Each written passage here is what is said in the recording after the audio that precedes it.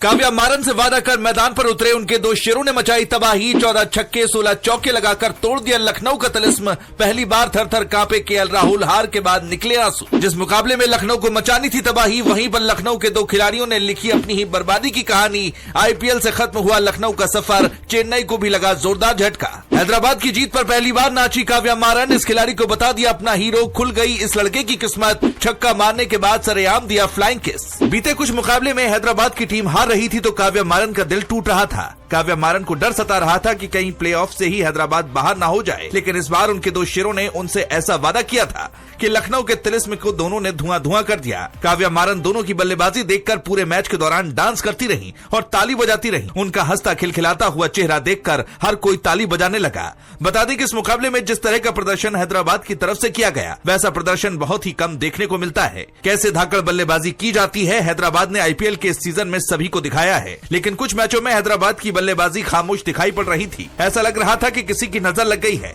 मगर इस मुकाबले में सारा खेल पलट गया। हैदराबाद के दो खिलाड़ियों ने अकेले ही लखनऊ की बर्बादी की ऐसी कहानी लिख डाली जिसकी उम्मीद केएल राहुल ने सपने में भी नहीं की थी। केएल राहुल के पास इस मुकाबले में ना तो कोई प्लान दिखाई दिया और ना ही वो बल्लेबाजी में संघर्ष कर पाए। टॉस भले ही राहुल ने जीता था, लेकिन मैच में कभी भी लखनऊ की टीम बनी नजर नहीं आई। लखनऊ ने टॉस जीतने के साथ ही पहले बल्लेबाजी करने का फैसला लिया और राहुल का ये फैसला बहुत बुरी तरीके से गलत साबित हुआ, क्योंकि लखनऊ का कोई भी बल्लेबाज अपने पैर हैदराबाद के गेंदबाजों के सामने नहीं टिका पाया। खुद केएल राहुल भी संघर्ष करते दिखाई दिए। ऐसा लग रहा था कि वो मैदान पर टेस्ट मैच खेलने के लिए प्रैक्टिस कर रहे थे, जबकि बाकी के टॉप ऑर्डर के बल्लेबाजों ने भी निराश करने का काम किया। यही वजह रही कि केएल राहुल का दिल टूट गया और मैच के बाद वो रोते हुए नजर आए। दरअसल टॉप ऑर्डर के फ्लॉप होने के बाद मिडिल ऑर्डर भी लखनऊ का कमजोर हो गया। हालांकि किसी तरह आयुष बदोनी और निकोलस पूरन ने अपनी लड़ाई लड़ी और लखनऊ की टीम को 165 रन तक पहुंचा दिया। यहाँ से ऐसा लग रहा था कि शायद मुकाबला थोड़ा कांटे का होगा, मगर किसने सोचा था कि काव्या मारन के दो शेर तबाही मचाने की कसम खाकर मैदान पर उतरेंगे। Travis head